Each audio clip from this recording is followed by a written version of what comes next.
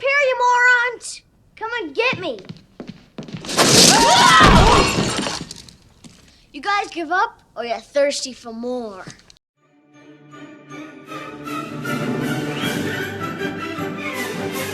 Home Alone is an iconic 1990 Christmas family film directed by Chris Columbus that would become one of the highest-grossing films of all time. The McAllister family, living in the suburbs of Chicago, Illinois, headed by Father Peter, played by John Hurd, and Mother Kate, played by Catherine O'Hara, alongside their 5 children, are preparing for a Christmas away from home.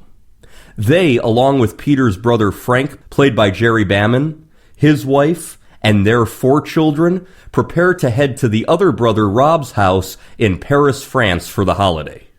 Peter and Kate's 8-year-old son, Kevin McAllister, played by Macaulay Culkin, is teased by his siblings, including his older brother Buzz, played by Devin Rattray. Can I sleep in your room? I don't want to sleep on the hide-a-bed with Fuller.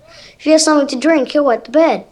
I wouldn't let you sleep in my room if you were growing on my ass. And his sister Linny, played by Angela Gothals. Listen, Kev, what are you so worried about? You know Mom's gonna pack your stuff anyway. You're what the French call les incompetents. What? Fighting with Buzz, Kevin inadvertently ruins dinner, accidentally resulting in his airline ticket being thrown away. His family gets angry with him, and his mother sends him to a room in the attic. Kevin makes a wish that his family would disappear. Everyone in this family hates me. Then maybe you should ask Santa for a new family. I don't want a new family. I don't want any family. Families suck. Just stay up there. I don't want to see you again for the rest of the night. I don't want to see you again for the rest of my whole life. And I don't want to see anybody else either.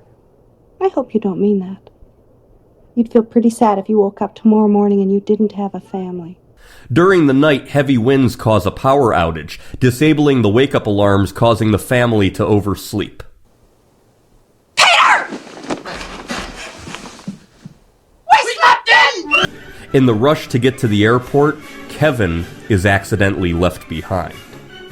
Kevin notices that their cars are still in the garage and thinks his wish has come true and that he made his family disappear. Initially overjoyed with the freedom of being by himself, he becomes frightened after a run-in with a neighbor named Old Man Marley, played by Robert Blossom, who Kevin's brother Buzz has convinced him is a serial killer from the 1950s.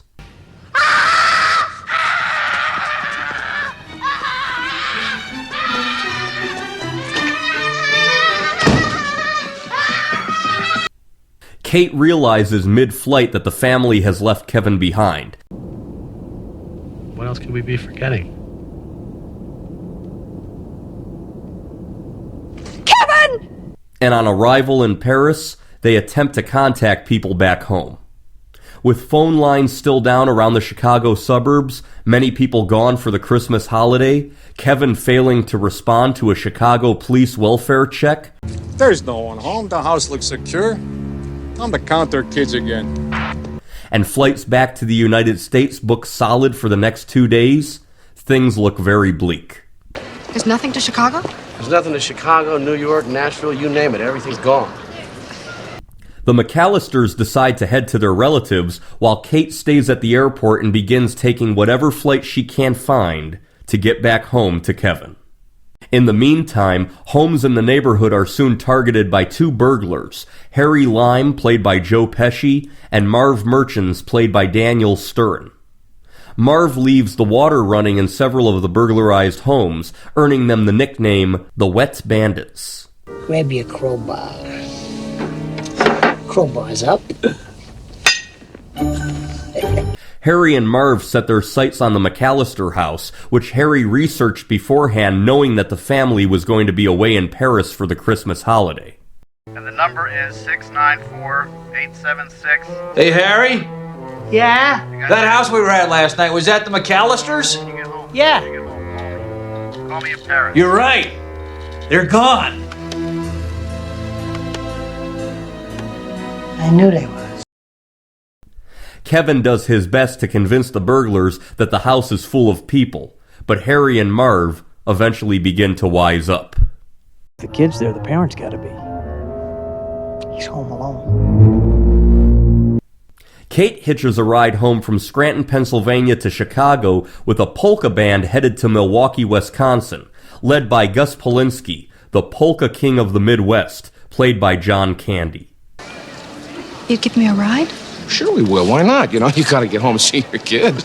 A ride to Chicago? Sure, it's Christmas time.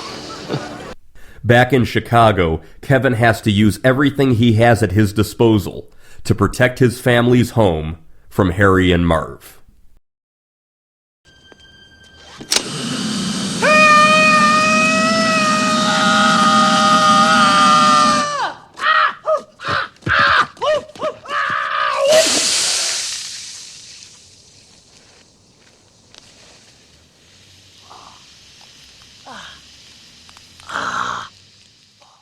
Writer and director John Hughes conceived Home Alone while preparing to go on vacation.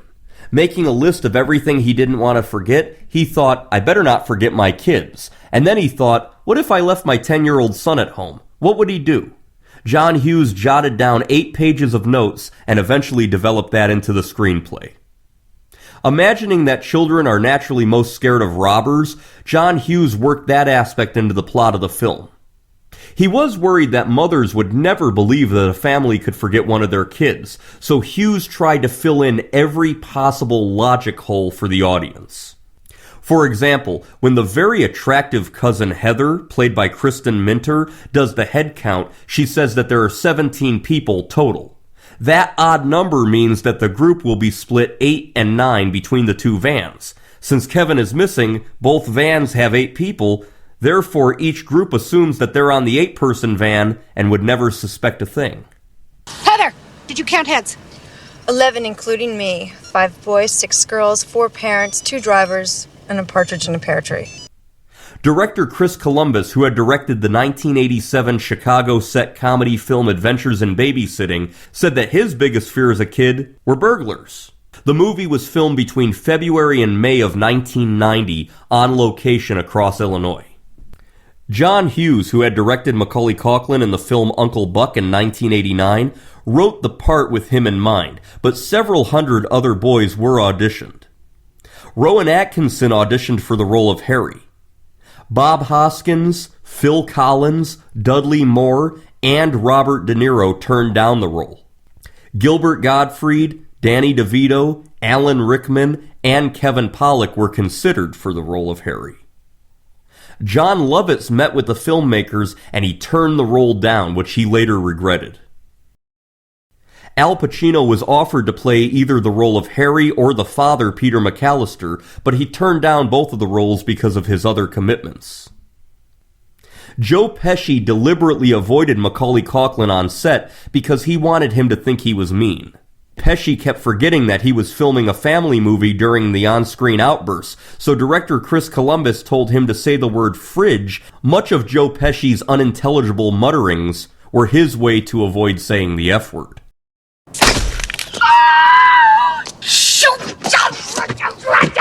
What? What? What? What happened? Get that little... Michael Richards was considered for the role of Marv, and Christopher Lloyd turned the role down. Joe Pesci and Daniel Stern were indifferent about the movie's potential during filming, so they intentionally gave over-the-top performances. The look for Marv was based on Fagin, the thief in Charles Dickens' Oliver Twist. Robert Blossom's character of Old Man Marley is a nod to Jacob Marley, Scrooge's dead partner in Charles Dickens' A Christmas Carol. Many of the shots that focus on Kevin in the beginning of the movie are filmed from above his head, making him seem small and helpless. At the end of the movie, Kevin is mostly shot from below, making him seem taller and more confident. The poster and video box image of Kevin with his hands on his face and screaming was improvised by Macaulay Culkin. He had forgotten to pull his hands away as he screamed, and this became the most famous shot of the entire movie. Kirstie Alley was the first choice to play the role of Mother Kate McAllister, based on her performance in the 1989 film Look Who's Talking. Kirstie Alley turned the role down because she was busy working on the 1990 sequel Look Who's Talking 2. Elizabeth Perkins was offered the role, but she was unable to take it due to prior commitments. Tim Allen, Michael Keaton, Bryan Cranston, Richard Gere, John Lithgow, and Christopher Reeve were all considered for the role of the father, Peter McAllister. Ted Danson was also considered for the role of the father, and he would go on to play Macaulay Culkin's father 4 years later in the 1994 comedy crime film Getting Even with Dad. Although John Hughes was fiercely defensive of his screenplay and insisted that everyone deliver the lines as written, he allowed his friend John Candy to improvise. In this movie, almost all of John Candy's dialogue is entirely improvised by the actor. John Candy shared all of his screen time with Catherine O'Hara. The two previously worked together on the Canadian sketch series Second City Television, better known as SCTV, in the late 1970s and the early 1980s, and both were very good friends. John Candy died on March 4th, 1994, which was Catherine O'Hara's 40th birthday, and she gave a tearful eulogy at his funeral. The role of Uncle Frank was written specifically with actor Kelsey Grammer in mind, and Keanu Reeves and River Phoenix were considered for the role of Buzz. This movie was also the theatrical film debut of American actress Hope Davis, who plays a very sexy French airline ticket agent. The movie originally had more scenes of the family in Paris, but test audiences kept wanting to get back to Kevin in Chicago. To promote a stronger Christmas feel, red and green are major recurring colors throughout the movie, appearing in almost every scene. This includes furniture, clothing, food containers, and all wallpaper. The fake movie Angels with Filthy Souls was the first thing to be filmed when the budget wasn't very big, so everyone liked starting on something with cardboard sets. They did not originally have a title and simply referred to it as the gangster movie in the script. When they realized they needed a title for the label of the videotape Kevin puts in the VCR, they created that title as an homage to the 1938 James Cagney Humphrey Bogart film Angels with Dirty Faces. The script originally included an ending scene where Harry and Marv watch Angels with Filthy Souls on TV in prison. When they hear the movie dialogue that Kevin fooled them with, they exchange looks. Keep the change, you filthy animal. The issue of Playboy that Kevin finds in Buzz's room is from July 1989, with Erica Eleniak as Miss July 1989. It is the same issue shown in the 1992 film Under Siege, which featured Erica Eleniak playing a major character. To keep the child actor from seeing actual nudity, the crew taped the magazine together. The picture Kevin finds of Buzz's girlfriend was a picture of a boy made up to look like a girl because director Chris Columbus thought it would be too cruel to make fun of a girl. The boy that was made up to look like a girl was art director Dan Webster's son. According to supervising sound editor Michael Wilhoit, the crew replicated the sound of bodies hitting the ground using frozen roast beef.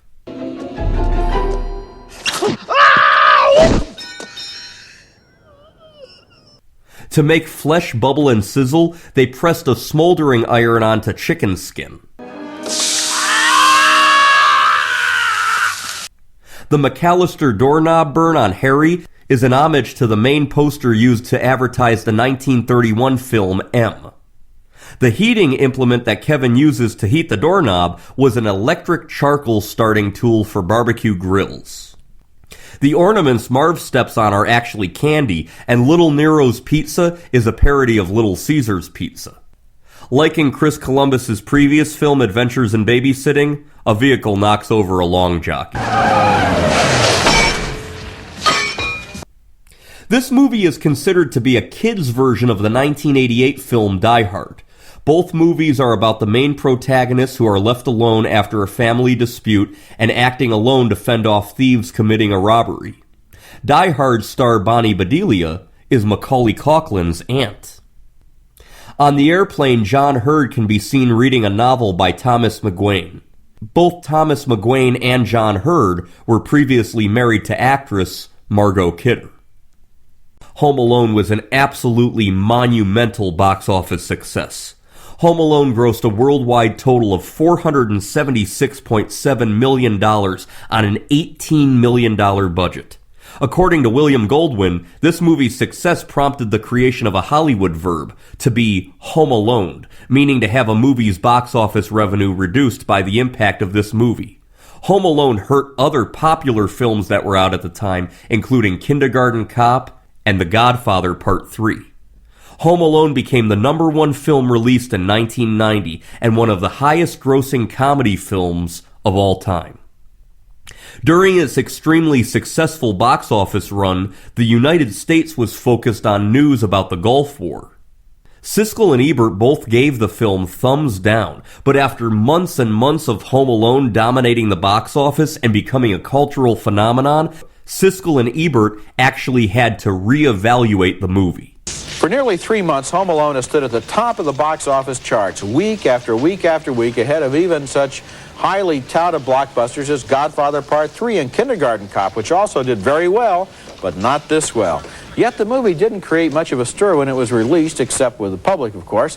I voted thumbs down on my review. Gene voted thumbs down on his review. Most critics could really care less about this film, arguing that the movie was too implausible to believe. But there may also have been some deeper forces at work there. We're living in troubled times right now, and Home Alone offers the exact opposite of the headlines on the news. Well, I just think that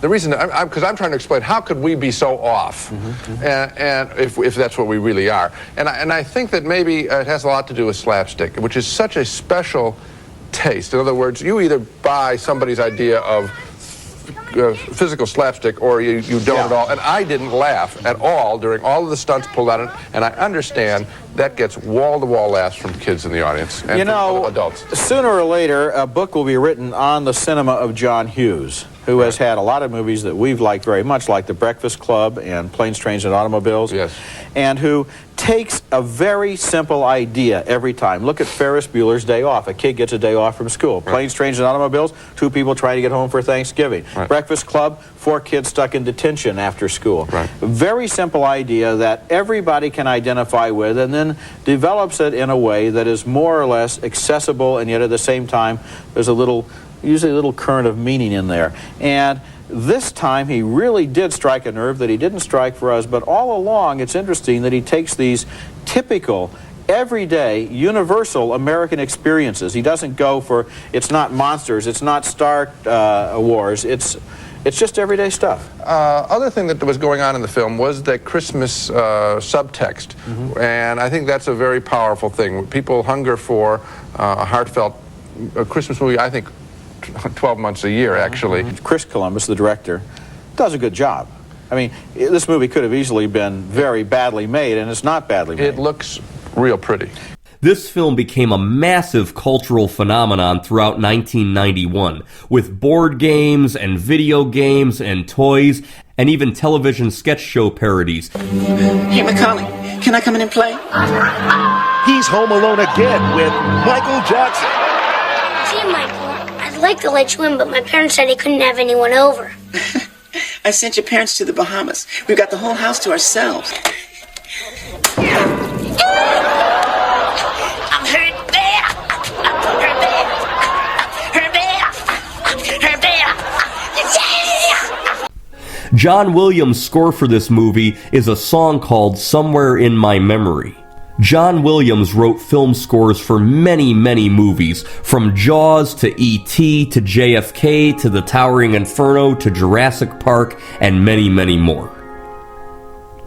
From 1993 to 1996, and again in 1998, NBC aired this movie during the 8 p.m. time slot on Thanksgiving evening as a part of their holiday promotion. This movie aired on NBC until 1999. The movie is considered a Christmas tradition in Poland. It has aired on national television in Poland during primetime Christmas season every year since 1990. This is one of the first films I ever saw in my life. My mother recorded this movie and the 1991 film Doc Hollywood on a VHS tape off of Cinemax in very late 1991 or very early 1992. Both Home Alone and Doc Hollywood are two of the very first films I ever remember seeing in my entire life. It is a Christmas classic. It's heartwarming. It never gets old. In fact, the older that I get, the more emotional I find myself when watching it. Perhaps the sentimentality hits differently as an adult, or perhaps the film is part of my childhood of the early 1990s, a different nostalgic time for myself and everyone. Either way, I find myself emotional watching the Home Alone movies. I give 10 out of 10 stars to the 1990 Christmas classic, Home Alone.